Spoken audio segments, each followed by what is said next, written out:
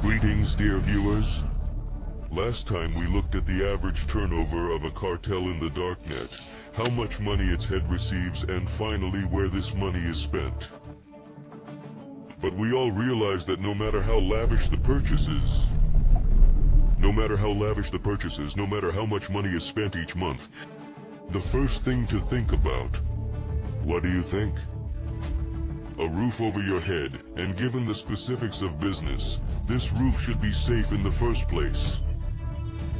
Today we're going to talk to you about where the owners of today's cartels and marketplaces live. The owner of a marketplace is first of all a top manager in an IT company. He has all the advantages of remote work, which means that he can live anywhere. The whole world is at your feet.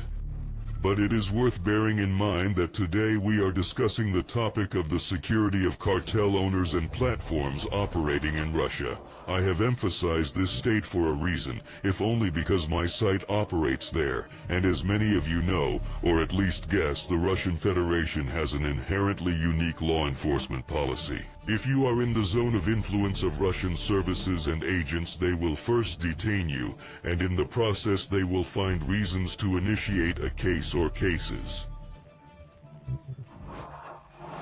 Nowhere in the world is there such inadequate control. Therefore, if you suddenly decide to conduct your shadow business on the territory of the Russian Federation, you must initially secure yourself from all sides, first of all in terms of your location. As I have already said, you are free to choose any point of the globe where there is access to the network, but in this case the country of which you decide to become a citizen, and this is the main condition for a really safe residence, must be included in the list of countries where there is no extradition in Russia. This list is as follows: Great Britain, Ukraine, China, Lithuania, Latvia, Estonia, Sweden, Japan, USA. Let's take a closer look at how things are with extradition in some countries. USA, UK, Sweden, Poland, Israel, Japan.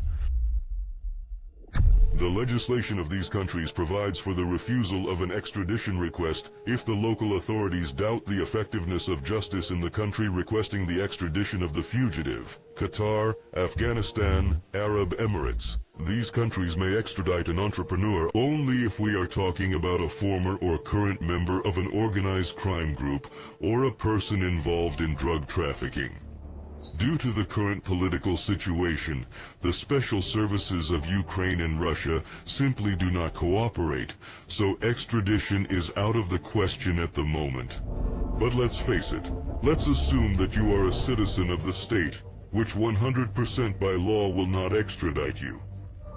But we all live in the real world, and if extradition is not applied by law, it does not mean that you will not be extradited by other methods. If the intelligence agencies of two countries agree, they'll send you from anywhere to anywhere, unless you're in good standing with the local authorities.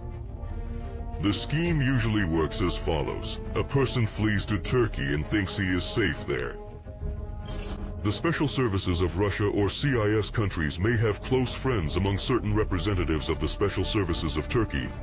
For a certain amount of money, the capture and delivery of the person is organized.